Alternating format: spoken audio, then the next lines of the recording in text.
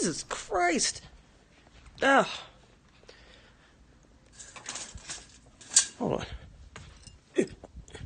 So I woke up to this shit this morning.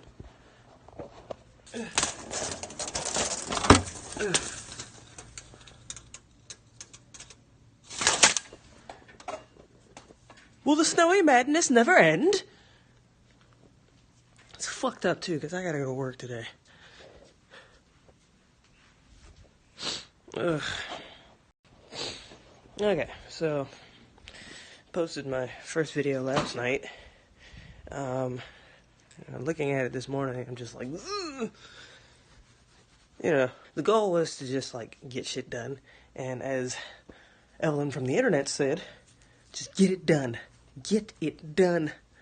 And that's what I'm doing. I'm getting it done. So I'm a firm believer that repetition will create like efficiency. And it's funny that you know these things, but you don't really apply them to everything you do. And you might apply it to one or two things. But once you're like, you feel like you cracked the code once you've applied it to like everything. So this is the year of like actually doing and completing projects for me. And like kind of like a year of yes, like, but like only yes to the things that I really want to do, and not like the things that I don't really want to do. Obviously, since the end of last year, I've been doing more drag performances. I've had more time to do things because I switched departments in my job, and been taking on more of a managerial role. It takes on more managerial responsibilities, but I feel like I can keep up with those things. They take less time than they did being a technician who was on call pretty much all the time. Now that I have more time to do things, I've been kind of feeling out like what I feel like I've missed out on for the past 10 years being a technician, including like human relationships and doing things that are fun for me. And one of those things is drag. So anyway, today I'll be, where are my pants? I need pants. So yeah, today I gotta go into work to finish some things that I could have finished last night. I was thinking about it, I was so tired. But now I'm gonna have to go in this fucking snow to finish those things, get out of there as fast as possible. Then I was also going to go to the gym. You know what, actually this is the perfect time to go to the gym, because most people don't come out in the snow, so like the gym will be fucking empty. And that would be amazing.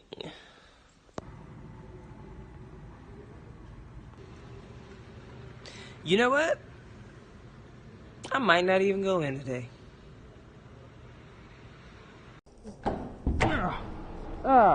My plan was get up like early enough to go into work so that when I got home, it was still like, around noon or whatever.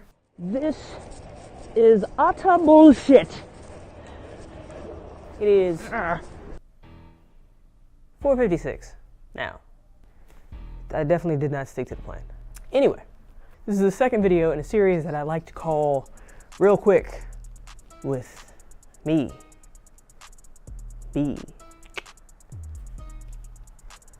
And part of the reason why I'm doing this series is because as you can see, like on my channel, there are a few other videos that I've posted like over the course of like 4 years, but there's only like a handful of videos because, like a lot of us, we kind of have this like perfectionism thing, where if it's not good, I'm not gonna post it, right? But then that kind of leaves you in a loop of like never thinking anything you do is good enough to post. So at this point, I'm just like, fuck it. I'm just gonna post things. They're gonna be out of focus. You're gonna be able to hear me because the one thing I do right is that damn microphone. Yeah, so it's just basically a challenge to see if I could post one video a day for the next 30 days or, 28, whatever. It's February, all right? So maybe just 28 days. So as a technician, I was hourly. Now I've moved into a salary position.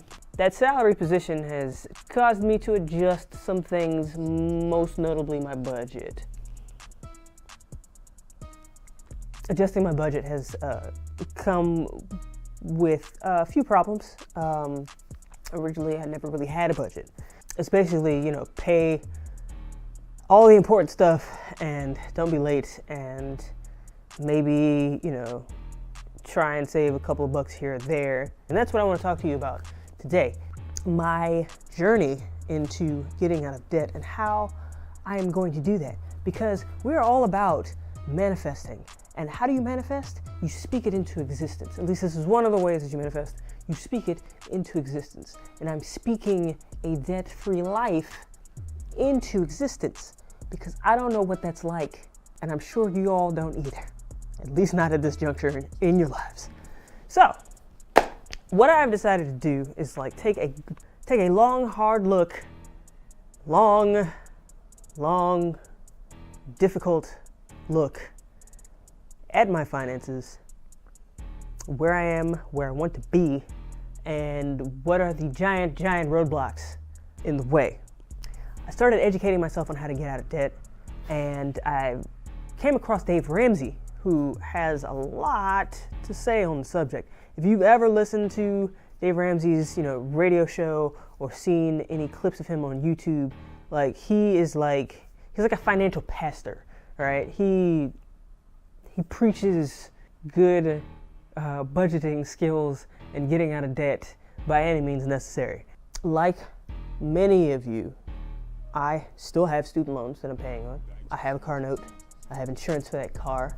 I have, various other things. I got a personal loan that's floating out there right now I'm still paying on. They tend to wear on you stressfully, When you finally sit down and look at how much money you're paying out a month for things, whether it be actual legitimate bills like rent and utilities and a car note, let's say, or things like your Netflix subscription or your Amazon Prime addiction. It can be overwhelming. Looking at the debt as a lump sum can be overwhelming. But at least for me, I find that knowing the number is a little less scary than just kind of suffering from the stress of knowing that you have these debts that are kind of looming overhead. So I've decided finally to just kind of face my debts, face my non-budget, and fix it because, it's 2019. I'm supposed to be an adult. I want to get to a point where the only thing I'm paying on is rent and food. Lots and lots of food. Okay, so Dave Ramsey's book on the Total Money Makeover lists in detail 7 baby steps that you need to take in order to achieve your financial freedom, as it were.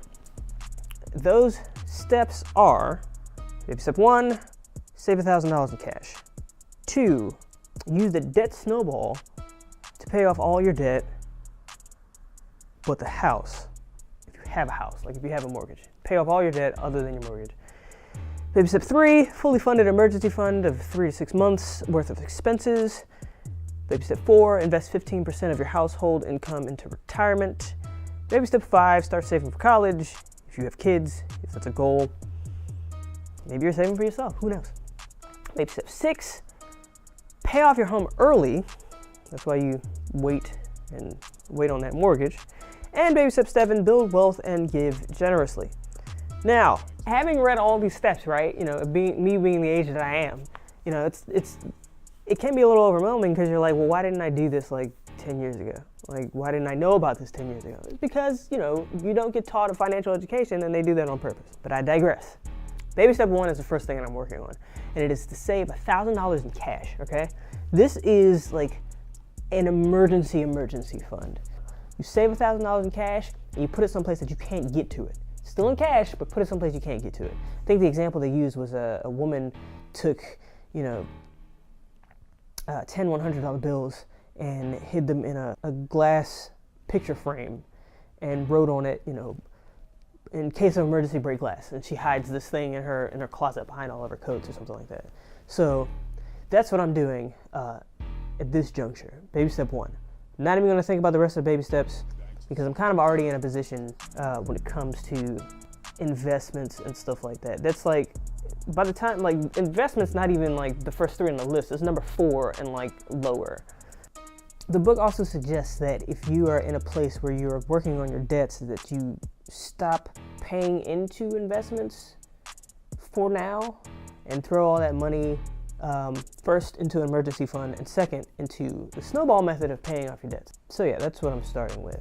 How am I gonna get this $1,000, you ask? I don't know. I'm gonna start selling shit. I got stuff around the house I can probably sell. Gary Vaynerchuk is a big proponent of finding things at thrift stores and flipping them on eBay for more than what you paid for them. I mean, you know, it was a quick $25, $30 here and there, but you know, if you do it enough, that could net you $1,000. And depending on what you find, you could find some pretty valuable stuff, collectibles or something like that. So anyway, that's my plan going forward for the rest of the month of February and into the month of March and April, May, and until I get out of debt. So there you have it. Just made myself depressed. What budgeting methods do you find work for you? Or what do you find yourself spending the most money on? For me, it's food. All the food. Comment below, like, subscribe, and I'll see you soon.